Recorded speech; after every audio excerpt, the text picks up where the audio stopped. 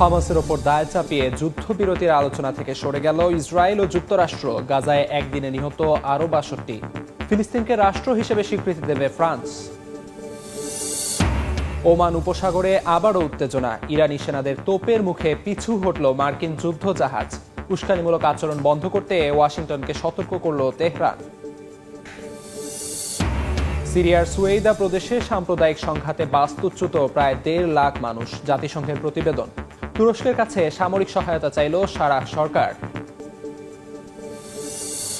এবং ইস্তাম্বুলে Russia Ukraine যুদ্ধবিরতি আলোচনার অগ্রগতি শূন্য। কিয়েভকে আরও সামরিক সহায়তা দিচ্ছে যুক্তরাষ্ট্র ও ন্যাটো। পাল্টাপাল্টি হামলা অব্যাহত। গাজায় ইসরায়েলি হামলায় একদিনেই নিহত হয়েছেন অন্তত ৬২ জন। হামলার সময় খাদ্য সহায়তার লাইনে দাঁড়িয়ে থাকা ১৯ জনও প্রাণ হারিয়েছেন। ইসরায়েল বলছে যুদ্ধ থামাতে তারা রাজি, তবে সেটা যেন দুর্বলতা না ভাবে হামাস। এদিকে গাজায় ত্রাণ প্রবেশের আহ্বান জানিয়েছেন ফিলিস্তিনি প্রেসিডেন্ট মাহমুদ আব্বাস। হামাসের যুদ্ধবিরতির প্রতিক্রিয়ায় অসন্তুষ্ট হয়ে কাতার থেকে আলোচনা দল ফিরিয়ে নিয়েছে যুক্তরাষ্ট্র। এরই মধ্যে ফ্রান্স ফিলিস্তিনকে রাষ্ট্র হিসেবে স্বীকৃতি দেবে বলে জানিয়েছেন প্রেসিডেন্ট ইমানুয়েল ম্যাখো। রক্তাক্ত গাজা উপত্যকায় অব্যাহত রয়েছে ইসরায়েলি বর্বরতা। স্থানীয় সময় বৃহস্পতিবার নিহত হয়েছেন বেশ কয়েকজন। অনেকেই প্রাণ হারান খাদ্য সহায়তার লাইনে দাঁড়িয়ে। খাবার নিতে গেলেও জীবন হারানোর ঝুঁকির কারণে চিকিৎসা ও মানবিক সংস্থাগুলো গাজাবাসীদের বর্তমান পরিস্থিতি নিয়ে উদ্বেগ প্রকাশ করেছে। গুলিবিদ্ধ মরদেহে ভরে যাচ্ছে গাজার বিভিন্ন হাসপাতালের মেঝে। আহতদের জন্য নেই পর্যাপ্ত চিকিৎসার ব্যবস্থা। এই পরিস্থিতির মধ্যেই যুদ্ধবিরতি নিয়ে বক্তব্য রেখেছেন ইসরায়েলি প্রধানমন্ত্রী বিনিয়ামিন নেতানিয়াহু। তিনি বলছেন যুদ্ধ থামাতে চুক্তি করতে চায় ইসরায়েল, তবে সেটা যেন কোনোভাবেই দুর্বলতা হিসেবে না দেখে হামাস। স্বাধীনতাকামী সংগঠনটি গাজায় স্থায়ীভাবে যুদ্ধ বন্ধের পাশাপাশি ত্রাণ প্রবেশ ও উপত্যকা থেকে সেনাবাহিনী প্রত্যাহারের প্রস্তাব জানায়। হামাসের সর্বশেষ প্রতিক্রিয়ার পরই ইসরায়েলি আলোচনা দলকে দেশে ফেরার জন্য ডাকা হয়েছে বলে জানায় নেতানিয়াহুর দপ্তর। কাতারে চলমান যুদ্ধবিরতি উদ্যোগ থেকে সরে এসেছে যুক্তরাষ্ট্র। প্রেসিডেন্ট ট্রাম্পের বিশেষ দূত স্টিভ উইটকফ বলেন, হামাসের প্রতিক্রিয়া যুদ্ধবিরতির ইচ্ছার অভাব প্রকাশ করে। যুক্তরাষ্ট্র এখন যুদ্ধ থামাতে ও জিম্মিদের ফেরাতে বিকল্প পথ খুঁজছে, যা গাজার জন্য স্থিতিশীল পরিবেশ তৈরি করবে। তবে কি সেই বিকল্প তা স্পষ্ট করেনি ওয়াশিংটন। এদিকে ফিলিস্তিনি প্রেসিডেন্ট মাহমুদ আব্বাস গাজায় ত্রাণ ঢুকতে দেওয়ার জন্য জাতিসংঘ ও যুক্তরাষ্ট্রের প্রতি আহ্বান জানিয়েছেন। তিনি বলেন, সীমান্তে আটকে থাকা কয়েক লাখ টন খাদ্য ও ওষুধ অবিলম্বে প্রবেশ করতে না দিলে পরিস্থিতি আরও ভয়াবহ হবে। আন্তর্জাতিক মহলের নিষ্ক্রিয়তা নিয়েও উদ্বেগ জানায় তার প্রশাসন। আন্তর্জাতিক পর্যায়ে গাজা পরিস্থিতি নিয়ে সরব হয়েছেন ব্রিটিশ প্রধানমন্ত্রী কিয়ার স্টারমারও। স্টারমার বলেছেন, পরিস্থিতি এখন এমন জায়গায় পৌঁছেছে যেখানে মানবতা রক্ষা করাও চ্যালেঞ্জ হয়ে দাঁড়িয়েছে। এরই মধ্যে প্রেসিডেন্ট ইমানুয়েল ম্যাখো ঘোষণা দিয়েছেন, সেপ্টেম্বরের জাতিসংঘ সাধারণ অধিবেশনে ফিলিস্তিনকে রাষ্ট্র হিসেবে স্বীকৃতি দেবে ফ্রান্স। সামাজিক মাধ্যম এক্সে দেয়া বার্তায় তিনি বলেন, মধ্যপ্রাচ্যের ন্যায্য ও স্থায়ী শান্তির অঙ্গীকারে এই সিদ্ধান্ত নেওয়া হয়েছে। একই সঙ্গে গাজায় যুদ্ধ থামানো, মানবিক সহায়তা প্রবেশ নিশ্চিত করার আহ্বান জানান তিনি। ইয়াসিন মোহাম্মদ জিসান, সময় সংবাদ। দুর্ভিক্ষের কাছাকাছি নয়, বরং খাবারের অভাবের মাঝেই বসবাস করছেন গাজাবাসী। এমনটাই অভিযোগ অবরুদ্ধ উপত্যকাটির চিকিৎসকদের। এ অবস্থায় চরম অপুষ্টিতে ভুগছে শিশুরা। বিশ্ব স্বাস্থ্য সংস্থা জানিয়েছে, চলতি বছর এখন পর্যন্ত অপুষ্টিজনিত কারণে গাজায় ৫ বছরের নিচে ২১ শিশুর মৃত্যু হয়েছে। এদিকে শিশুদের পাশাপাশি অনাহারে দিন কাটাচ্ছেন গাজার সাংবাদিকরাও। এ অবস্থায় গাজায় পরিস্থিতি বিপজ্জনক পর্যায়ে পৌঁছেছে বলে দাবি জাতিসংঘের।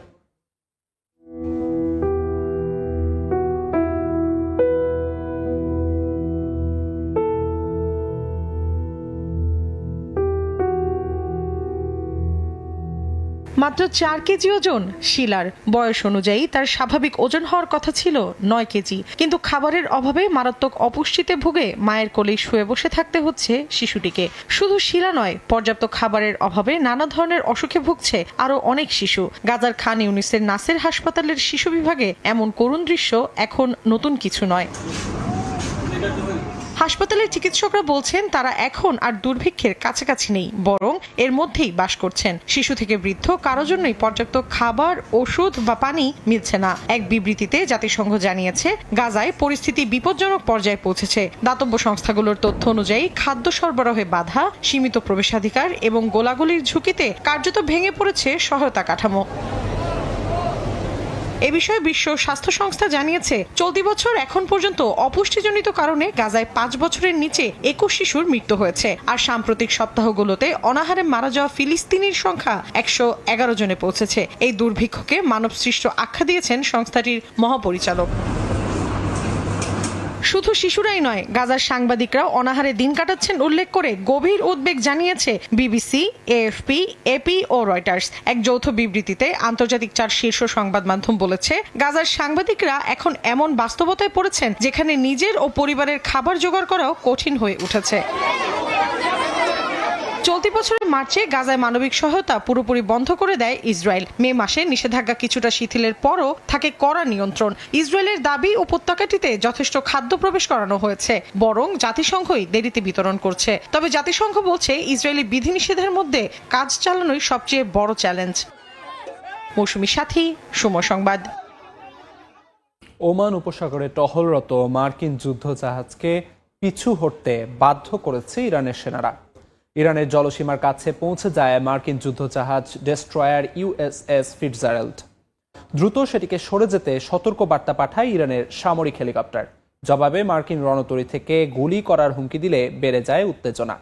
এক পর্যায়ে পিছু হটে যায় যুদ্ধজাহাজটি। যুক্তরাষ্ট্রের দাবি ফিটজারাল্ড আন্তর্জাতিক জলসীমায় ছিল, তবে তেহরান বলছে এটি মার্কিন সেনাদের উস্কানিমূলক আচরণ।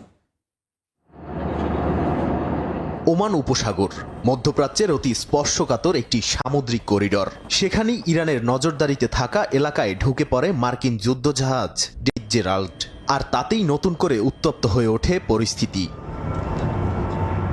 ইরানি রাষ্ট্রীয় টেলিভিশনে প্রকাশিত ভিডিওতে দেখা যায় দেশটির সামরিক হেলিকপ্টার সি কিং মার্কিন যুদ্ধজাহাজের খুব কাছাকাছি পৌঁছায়। ইরানি জলসীমার দিকে না গিয়ে দিক পরিবর্তন করতে রেডিওতে হুঁশিয়ারি দেয় যুদ্ধজাহাজটিকে। জবাবে যুক্তরাষ্ট্রের রণতরী থেকে হুমকি দিয়ে বলা হয় ইরানি হেলিকপ্টার না সরে গেলে গুলি ছোড়া হবে। তবে এমন হুমকির তোয়াক্কা না করেও হেলিকপ্টারটি টহল দিতে থাকে।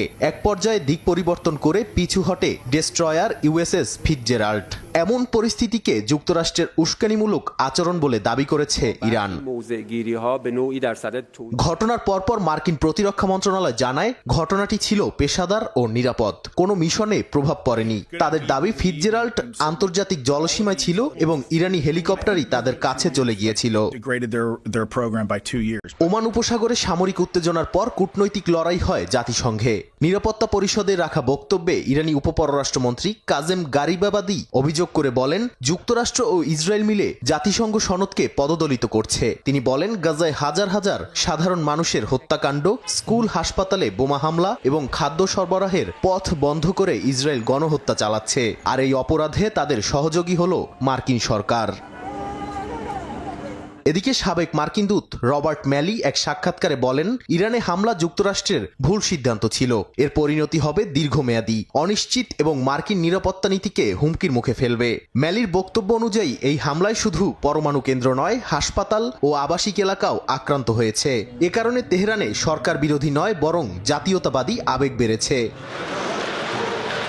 এমন পাল্টাপাল্টি উত্তেজনার মধ্যে ইরান স্পষ্ট জানিয়ে দিয়েছে পরমাণু আলোচনায় ফিরতে হলে যুক্তরাষ্ট্রকে বিশ্বাস অর্জন করতে হবে। তেহরান বলেছে পরমাণু সমঝোতার অধিকার স্বীকার, গোপন যুদ্ধ চালানো বন্ধ এবং নিষেধাজ্ঞা তুলে নেয়াই হবে আলোচনার শর্ত।